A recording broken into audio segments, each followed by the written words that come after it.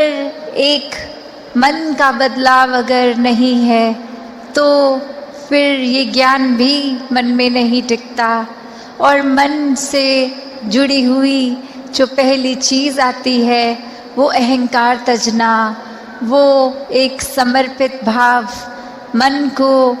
एक अपने होने के इस एहसास से हटना होगा और इस परमात्मा के लिए हमेशा अर्पित रहना है, एक सेवा में अर्पित रहना है। तो ये सुकून यहाँ समर्पित होने के बाद जो मिलता है, तो कैसे समर्पण के साथ सुकून। तो अपने जीवन में जहाँ हम समर्पण की बात करते हैं तो ये समर्पण कैसा समर्पण है। एक समर्पण सिर्फ ये तो नहीं कि कभी अक्सर जीवन में हम देख लेते हैं, हम कह देते हैं कि हमसे कोई सीनियर है, वो कुछ ऑर्डर्स दे रहे हैं और हम करते चले जा रहे हैं। अक्सर किसी ना किसी प्रोफेशन में देखा है, ऑफिसेज में या किसी भी सर्विस में, तो एक सीनियर का ऑर्डर मान लेना या फिर कोई अथॉरिटेटिव पर्सन, कोई टीचर, कोई और इस तरह से जो हम पे कोई बात करते हैं और वो मान लेना, वो अक्सर ये रूप उसका समर्पण का नहीं बन पाता, क्योंकि ये रूप तो वो डर से है कि वो जो कह रहे हैं वो करना ही होगा, वरना नौकरी से निकाल दिए जाएंगे, वरना फिर कोई और इस बात की रेपरकशन हो सकती है। तो एक वो बात मानना वो हर प्रोफेशन में हो जाता है, पर मन वहाँ समर्पित नहीं होता। वो किसी भय के कारण या किसी और अन्य कारण से समर्पण होता है। तो यहाँ समर्पण होना मतलब एक दिल में प्रेम को रखते हुए प्रेम से समर्पित होना, ये प्यार से अपने आप को खोकर सिर्फ इस परमात्मा का होकर, ये समर्पित भाव मन का अगर इस तरह का समर्पण है तो वो मुबारक समर्पण है। तो कैसे एक अक्सर बात ये होती है कि हमने समर्पण अगर कर दिया तो ये जो इतने सालों में अक्सर अगर हम सोच के भी देखें कि छोटी उम्र से ही पढ़ते लिखते एक डिग्रियां मिल गई, एक हमें कोई और उपाधि मिल गई, तो ये कमाने के लिए चाहे कितने वर्ष लग गए, पर जब समर्पण की बात आती है, अहंकार को तजने की, अहंकार गंवाने की, तो उसमें उतने ही साल नहीं लगते। ये तो एक पल में ही समर्पण हो जाता है। जैसे ही ये मन समझ लेता है कि ये शरीर में नहीं हूँ, ये आत्मा का असली रूप परमात्मा है और शरीर ने तो अपनी यात्रा कुछ सालों में करके इसका एक विनाश हो जाना है, तो कैसे ये समर्पित जीवन जिया जाए जब तक जीवन है। तो बात वही एक कहानी के साथ तासपनी रखना चाहेगी कि एक बार एक गुरु के पास शिष्य आता है जो काफ़ी सालों के बाद, और आते ही अपने गुरु के आगे 1000 सोने की गिनियाँ दे देता है और ये कहता है कि इतने वर्ष मैंने कामकाज किया और बात मन में यही आती रही कि आपके सामने आशीर्वाद लेंगे जब 1000 गिनियाँ पूरी हो जाएंगी, और आज ये बोरी भर के आपके पास ये समर्पित करने के लिए आए हैं और आप इसको कबूल कीजिए। वहीं वो गुरु वो लेकर सामान अपने शिष्य से कहता है कि ठीक है, तुमने ये दी, मैंने स्वीकार करी, और अब ये जो सामने नदी बह रही है, सारी की सारी ये गिनियाँ उस पानी में बहा दो। और अब वो शिष्य के मन में सवाल कि क्या ये एक क्या ही बात हुई, इतनी मेहनत जो करी कि गुरु को देंगे और अब वो दे भी दिया, तो उसके बाद वो इसको अपने पास नहीं रख रहे हैं, वो इसको नदी में बहाने को कह रहे हैं। तो वहीं वो सवाल कि क्या फिर वो समर्पण था कि अगर एक क्या होगा अब उस वस्तु का, जिस तरह हम देना चाह रहे थे वो उस तरह अपनाई नहीं गई, उसको साथ तो कुछ और ही करने को कह दिया। तो वहीं ये ख्याल जहाँ उस शिष्य को आया और फिर वो अपने मन पे किसी तरह काबू करके, क्योंकि अब गुरु ने कहा था तो वो फॉलो करने के लिए किसी भी सोच विचार के साथ चला तो गया नदी किनारे कि ठीक है अब कहा है तो ऐसा ही करना होगा। और वहीं काफ़ी देर हो गई और अब गुरु भी इंतज़ार कर रहा है कि ये इतनी देर से लौट के नहीं आया, इतनी देर क्यों लग रही है वो उसको वो सिक्के नदी में बहाने के लिए। तो फिर वो गुरु ही खुद उस नदी किनारे जाते हैं और क्या देखते हैं कि वो शिष्य एक एक करके सिक्के को फेंक रहा है, जिसकी वजह से वो बहुत ही देर लग रही है। वो एक बात फिर गुरु समझाते हैं कि ये समर्पण करना है तो इतनी देर क्यों लग रही है, समर्पण तो एक साथ ही किया जा सकता है, पूरी की बोरी को एक साथ ही नदी में बहाया जा सकता था, तो एक एक करके क्यों, इतनी देर लगा के क्यों। तो ये कहानी में तो ये मन की अवस्था ही है कि हम किस तरह एक अपने मन को इस तरह मान लेते हैं कि कोई अटैचमेंट हो गई, कोई और कारण से अगर ये लगा कि कुछ वस्तुएं इकट्ठी हो गई हैं, कोई उपाधियां मिल गई हैं, या कहीं अपने मोहल्ले में अपने दायरे में बहुत नाम कमा लिया है, एक हमारा कुछ औहदा कुछ रिस्पेक्ट बन गई है, एक तरह के हम सेलिब्रिटी बन गए हैं, कुछ दो चार लोग हमें जान गए हैं, तो ये एक इम्पॉर्टेंट होने का अहंकार या कोई और तरह का अहंकार ये मन में घर कर लेता है। और अब ऐसे अहंकार को फिर जब समर्पित करने की बात आती है, खुद को गंवाने की बात आती है, तो किस प्रकार फिर मन वो खेल कर रहा, कैसे फिर अगर समर्पण था तो वो पूरी तरह का नहीं था, वो उसमें भी मन मुताबिक ही एक कोई ना कोई इच्छा लगी थी। और जबकि समर्पित होना का मतलब ही यही कि निरीक्षित हो जाना बिना इच्छा चाहा। कल से सुकून की हर कोई कह रहे हैं, और दासी ने भी कल जो एक समर्पण से सुकून की बात की, तो और अगर हम गहराई में देखें कि सुकून और किस किस चीज़ से जुड़ा है, तो वहाँ शुक्राना भाव, वो ग्रैटिट्यूड की भी बात होती है कि ये जब तक मन में ग्रैटिट्यूड होगा तब तब एक मन का भाव भी वही कि जो कुछ है जीवन में सभी एक हमारे लिए इस परमात्मा ने जहाँ इतनी सुंदर सृष्टि की भी रचना करी, वहीं एक फर्ज हमारा कि इंसान बन के आए हैं तो वाकई ही इंसान वाले गुणों को भी अपनाना है, सिर्फ दिखावा मात्र नहीं, अंदर से भी हमारा एक जो कैरेक्टरिस्टिक हो वो इस रूहान के साथ जुड़ के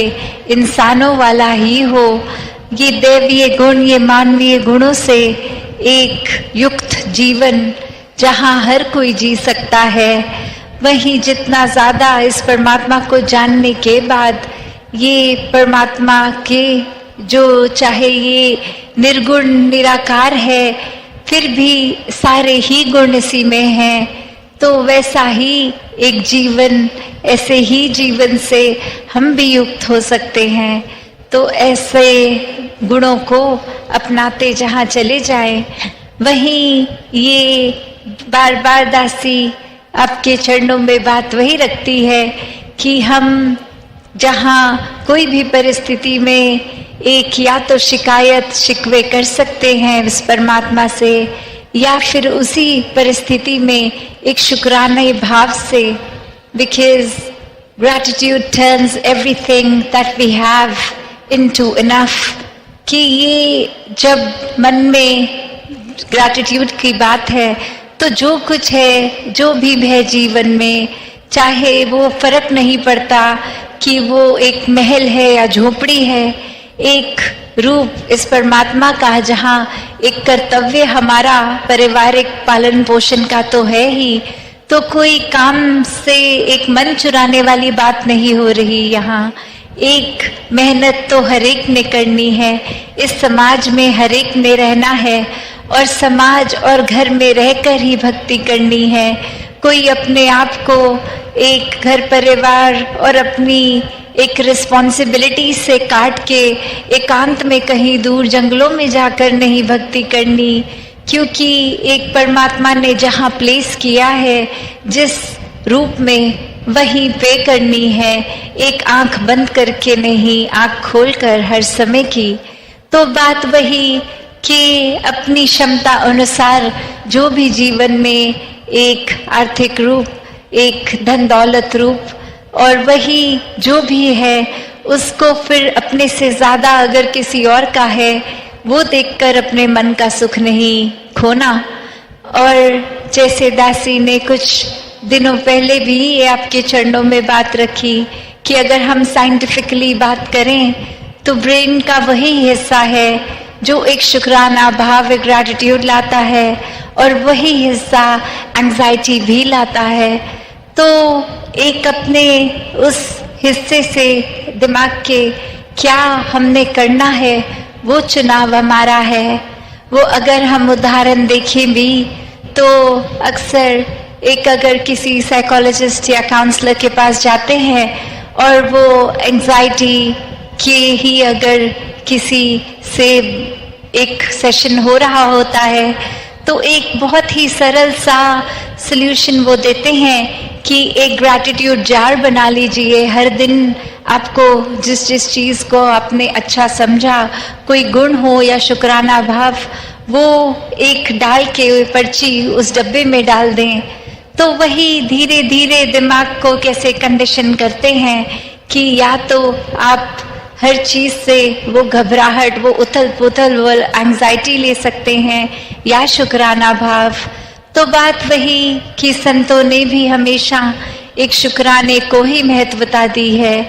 कि जरूर हमें अगर इस निराकार दातार ने समाज में रखा है तो कुछ अगर समाज की चीजें हैं जो बदलने लायक हैं, उसको जहाँ बदलना भी कर्तव्य है, वहाँ एक जो परिस्थिति है उसको भी बहुत रियलिस्टिक होकर एक उसमें भी शुक्राना करना है। तो कैसे एक भाव यही कि हम अगर मन की उथल पुथल को तवज्जो दें या फिर सुकून को, शुक्राने को, तो हर एक का हर समय सुकून में रहना एक संभव है। इस निराकार परमात्मा को जानकर फिर मन में हर समय का सुकून है। फिर परिस्थितियां अनुकूल हो या प्रतिकूल हो, एक मन ठहराव में है, हमारे मुताबिक कुछ है नहीं है, उससे सुकून का कुछ लेना देना ही नहीं है। परिस्थिति अगर एक हमारे हमने जैसे अक्सर कुछ सोचा होता है ऐसा पूरे दिन में करेंगे और अचानक से कुछ सीरीज ऑफ इवेंट्स ऐसे हो जाते हैं कि उस तरह से दिन को दिनचर्या नहीं कायम हो सकती, तो एक मन बेचैन नहीं होता, क्योंकि उसमें भी दिखता है कि अगर कुछ और हमारी सोच से हटके हुआ है तो इसमें भी परमात्मा की ही देन है, यही बेहतर ही के लिए है, इसी में कुछ बेहतर है। तो बात वही कि जो इस बेरंगे के रंग में रंगा है, जो इस निराकार से जुड़ा है,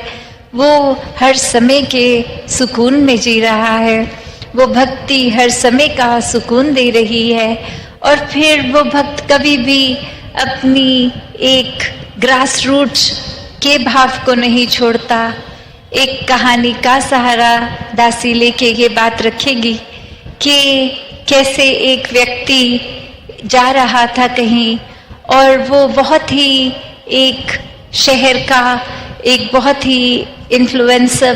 था, एक बहुत ही अमीर व्यक्ति था, और बहुत ही साधन, घर बार, एक गाड़ियाँ, और जो कहीं किसी लेक्चर पे जाते जाते उनकी गाड़ी खराब हो जाती है, और अब एक समय की भी पाबंदी कि ये समय पर पहुंचना है। तो अब साधन क्या, सामने नजर जाती है एक व्यक्ति अपना रिक्शा लेके खड़ा है, और अब वो व्यक्ति जब अपने रिक्शे की ओर एक वो देखकर कि मैं यही साधन अपना लेता हूँ, कम से कम एक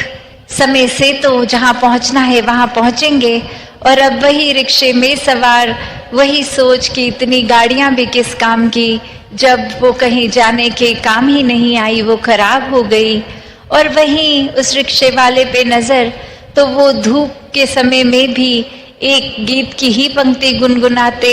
एक मौज करते हुए, अपनी साइकिल, एक रिक्शा चलाते हुए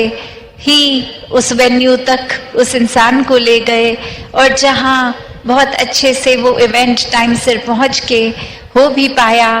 तो फिर उस व्यक्ति के मन में आया कि ये जो रिक्शे वाले ने इतना सहयोग किया, मुझे समय से पहुंचाया, इसको कुछ इनाम दिया जाए। और इनाम के तौर पे वो अपने घर दफ्तर इनवाइट करके बहुत अच्छा एक भोजन भी देते हैं, एक तोहफों से भी नवाजते हैं। और ये सब करते हुए वो रिक्शे वाले की भी परिस्थिति पहले जैसी, जो गीत वो उस समय गुनगुना रहा वही एक संगीत हर समय वो गुनगुनाते ही गए। और फिर एक स्वभाव उस इंसान को इतना अच्छा लगा कि बोला, आप रिक्शा छोड़िए, आप हमारे यहाँ ही नौकरी पे लग जाइए, आपको एक घर भी खरीद के दे देते हैं, उसी में रहिए। और फिर ये वही गीत फिर से गुनगुनाते हुए दिनचर्या अब वो रिक्शे वाले की चलती रही। और फिर एक दिन उस मालिक के ख्याल में आया कि ये ऐसे कैसे हर समय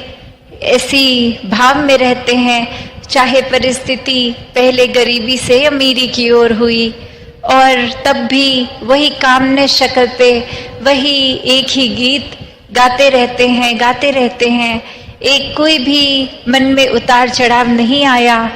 तो कुछ ना हासिल के बाद इतना कुछ मिल गया, तो अब परिस्थिति फिर से बदली जाए तो देखते हैं कि ये कैसे पेश आते हैं। और वहीं अचानक से बोल दिया गया कि आपको नौकरी से भी निकाला जाता है, और जो घर आपके लिए लिया था उसको वापस लिया जाता है। और फिर वही इंसान गीत गुनगुनाते अपनी सारी जो चाबी वगैरह सब सबमिट करके फिर अपनी ही झोपड़ी की ओर वापस उसी आनंद में। और जब ऐसा देखा गया कि कुछ दिन लगातार किसी न किसी को भेजा गया कि देख के आओ अब वो कैसे जी रहे हैं, तो हर एक ने आके उस मालिक को यही कहा कि ये तो बिल्कुल जैसे यहाँ होते थे वैसे ही गीत गाते हुए मौज मस्ती में अपनी झोपड़ी में वापस उसी तरह की अपने रिक्शे पे एक दिनचर्या चल रही है उनकी। तो अब उस मालिक के ध्यान में आया कि ये समझा तो जाए कि क्या है। तो आगे से वो रिक्शे वाले बोलते हैं कि एक परमात्मा ने जिस तरह एक साधन झोपड़ी रखा, फिर आपको साधन बना के भेजा, एक इंस्ट्रूमेंट बना के भेजा, आपने बेशक वो अपग्रेड तो दे दिया पर वो आपने नहीं, परमात्मा ने ही दिया है। हर चीज आज तक जो भी दी है परमात्मा ने ही दी है। और अगर फिर आप ही के जरिए वो लग्जरीज ले भी ली वापस और वापस झोपड़ी में दी तो भी इसी का ही देना है। तो एक मन में क्यों उतार चढ़ाव आए, मन परिस्थिति के हिसाब से इतना क्यों उन सामान से, उन वस्तुओं से, उन चीज़ों से जुड़ जाए कि फिर ये परमात्मा को ही कोसे। हर समय इस परमात्मा का ही शुक्राना हो, जो दे रहा है परमात्मा वो हमारी बेहतरी के लिए, हमारे अनुसार ही है। तो कैसे एक ये भी रूप जहाँ एक मन में कुछ भी होता जाए, जब परमात्मा टिका है तो फिर इसकी हर चीज में इसी को प्रसाद समझकर कि हर परिस्थिति इस परमात्मा का ही प्रसाद है। एक और कहानी दासी के ध्यान में आ रही है कि कैसे एक इंसान नौकरी की तलाश में अपने गांव से निकल के इधर उधर ढूंढ रहा है और अब एक शहर जाके एक छोटी नौकरी धीरे धीरे और बेहतर मिलती गई, और कैसे अब सुख साधन सारे, और अब वो मालिक उसका देखता कि ये रोज जाता है जैसे ही काम से, अपने कमरे में जाकर एक संदूक खोल के देखता है, और वही मालिक के दिमाग में डाउट आने लग गया कि ये कहीं कोई धन की चोरी तो नहीं करके अपने कमरे में उस संदूक में डाल देता है रोज कुछ ना कुछ ले जाकर। तो ऐसे ही जब वो इंसान कमरे में नहीं तो मालिक ने वो एक चुपके से कमरा खोल के, संदूक खोल के देखा, और देखा तो क्या दिखता है कि उसमें एक फटा हुआ कुर्ता, एक फटे हुए और वस्तुएं, एक चप्पल टूटी फूटी, और वो ही बस सामान था पुराना उस संदूक में। तो फिर उस मालिक से रुका नहीं गया और उस इंसान से पूछा कि ये तो सामान फेंकने का है, उसको कब से रख के भी बैठे हो, और ये क्यों संभाला है, रोज ये क्यों जाके देखते हो। तो बात वही, वो इंसान कहता है कि मैं कहाँ से शुरुआत मेरी थी, क्या हाल था, क्या औकात थी, वो खुद को याद दिलाता हूँ कि आज अगर इतनी सुख सुविधाएं हैं तो भी एक समय पे क्या था। तो वही शुक्राने का भाव कि चाहे ये जो भी जीवन में एक हम जिसको अपग्रेड कह सकते हैं वो है, तो भी एक अपनी हकीकत याद रखते हुए, एक जितना ज़्यादा इस ज़मीन से जैसे घास जुड़ी रहती है, वो फिर कुछ भी तूफान आए वो नहीं हिलती, उसका नुकसान नहीं होता। वहीं अकड़े हुए लंबे ऊंचे पेड़ थोड़ी हवा से अपनी टहनियाँ और खुद को खो देते हैं। तो कैसे एक जितना ज़्यादा विनम्र रहेंगे, जितना ज़्यादा अपने अहंकार को खोएंगे, उतना ज़्यादा ही ये परमात्मा को मन में बसा पाएंगे, और फिर ये कोई चतुर चालाकियाँ भक्ति में तो काम नहीं आती। सिर्फ और सिर्फ प्रेम प्यार ही है। ये भक्ति कोई सौदेबाजी नहीं है, ये कोई ऐसी बात नहीं है कि हम परमात्मा आपका कुछ देर नाम लेंगे उसके बदले कुछ चाहिए। तो ये कोई ना सौदा है, ना इसमें कोई शर्तें हैं। तो जितना ज़्यादा समर्पित होके इस परमात्मा के साथ जुड़ के हर समय शुक्राने में रहेंगे, उतना ही ब्रह्म ज्ञान मन में टिकेगा, और ब्रह्म ज्ञान इस परमात्मा के मन में टिकने से उतना ही सुकून में जिए। और ऐसे ही हम अगर स्वभावों की भी बात करते हैं, चाहे वो घर परिवार या दोस्त मित्र, कोई भी हमारा दायरा, किसी का भी स्वभाव किसी से मेल नहीं खाता, पर फिर भी वो प्यार ही होता है जिसके वजह से हर कोई ईजिली हम हर किसी को एक्सेप्ट कर सकते हैं। तो एक कहानी भी दासी को जो ध्यान में आ रही है कि कैसे अक्सर एक जो एक्सेप्टेंस का एक दूसरा पहलू भी होता है, एक नॉलेज जब ज़्यादा किसी को आ जाती है तो वो किस तरह से फिर उस दायरे तक सीमित नहीं रहता कि अगर मुझे कुछ खास एक बातें पता है या कहीं मेरी स्पेशलिटी है तो ये बात मैं हर एक को जा के बताऊं कि देखो मेरी बुद्धि कितनी तेज़ है, मुझे कितना ज्ञान है। तो ऐसे ही एक कहानी में जहाँ एक इंसान हमेशा हर दिन उसी ताक में रहता कि कोई मिले और मैं बहुत ही इंटेलेक्चुअल इंटेलिजेंट बातें करूं ताकि वो देखे कि कैसे मुझ में इतनी एक ज्ञान है, इतनी सोच है। और वहीं एक दिन एक भी इंसान उसे नहीं मिलता, और मिलता क्या है, एक छोटा सा बच्चा जो अंधेरे में एक दिया लेके कहीं जा रहा है। और वही उस बच्चे को ही अब पकड़ लिया गया और कहा कि ये रोशनी इस दिए में आपने अगर जब जलाया था दिया तो आई, तो इससे पहले कहाँ थी ये रोशनी, और अब ये कहाँ से उपज है इसका। तो वो बच्चा फटाफट वो दिए को बुझा देता है और बोलता है कि आप ज़्यादा सयाने हैं, तो आप ही बताओ कि अब ये दिया मैंने बुझा दिया है तो ये नूर ये कहाँ चला गया, तो ये जहाँ चला गया वहीं से वापस आ जाएगा। तो वो बात बच्चे की कि कैसे एक बुद्धि एक सोचवान अपने आप को जो समझता है, और वहीं उसकी बुद्धि भी वहाँ समाप्त हो गई। एक इंटेलिजेंस पे जो हावी अहंकार वो खत्म, और वहीं उस बच्चे के चरण स्पर्श कि ये एक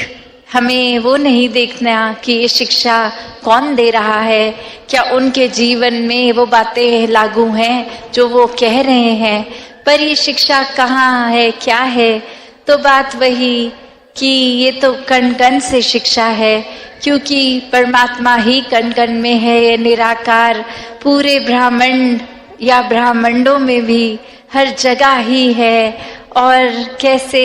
कण कण में जहाँ निराकार है तो अवश्य ही कण कण से शिक्षा भी ले सकते हैं। फिर वो चाहे शिक्षा देने वाले कोई भी हों, एक अपने आप को समर्पित करके एक मन में इस दातार का ही शुक्राना कि किसी घट से भी कोई शिक्षा मिल रही है, किसी वस्तु किसी अन्य चीज से भी, तो हर एक से जहाँ एक प्यार और एक्सेप्टेंस अगर है मन में, तो ही ये भाव कि हर कोई अगर हमारे विचारधारा के विपरीत भी है तो भी कैसे आराम से सुकून से उनकी बात को समझ के एक अपनी बात रखना अलग बात है, पर उस वजह से किसी को नफरत नहीं करनी, एक हेट्रेड का भाव नहीं आता। तो कैसे हर कोई जहाँ सुकून में ये जीवन बिताए, क्योंकि ये संसार में आए हैं, और अन्य कितने ही लोग जो अलग विचारधाराएं रखें, कहीं से भी हों, कोई ऊंच नीच नहीं, कोई भेदभाव नहीं, कोई भी एक इस तरह का भी ख्याल नहीं कि हमसे अलग हैं, बल्कि हर एक को एक आईना, एक शीशे की तरह देखें कि जो हम में है वही ज्योत सामने है। तो यही ज्योत इस निराकार से आई, और यही ज्योत ये शरीर खत्म होने पर यही ज्योत अपने असली रूप निज घर में, ये मुक्ति एक साल्वेशन की बात जो हर कोई ग्रंथ कर रहा है, एक वही जीवन ये वाला जीकर अगर इस परमात्मा को प्राप्त कर लिया तो फिर ये मुक्ति का हकदार ये जीवन हो जाएगा। तरह खुशियों से इधर आए हैं, अब जाते समय भी अपने घर वो आनंद, वो ब्लिस, वो सुकून लेकर जाएं, पूरे संसार में ये सुकून बांटे। हर एक के एक बनने का ये संसार में अब समय है कि किसी को अपने मुताबिक तोड़ मरोड़ के ये कोशिश नहीं कि हमारी एक सोच से मैच हो, हमारे नेचर से मैच हो, हमारे जैसे बन जाओ, पर नहीं, वो फर्क उनके मुबारक हैं, वो डाइवर्सिटी मुबारक है। बस हमें अब समय है हर एक का बनना है, वो भाव रखना ही नहीं कि ये अच्छे हैं कि बुरे हैं, बस हर एक के जितना हम हो जाएंगे उतना और इस परमात्मा के करीब आते जाएंगे। तो भक्तिमय जीवन हर एक के हिस्से आए, हर कोई इस जीवन को मुबारकबाद जीवन बनाकर इस धरती से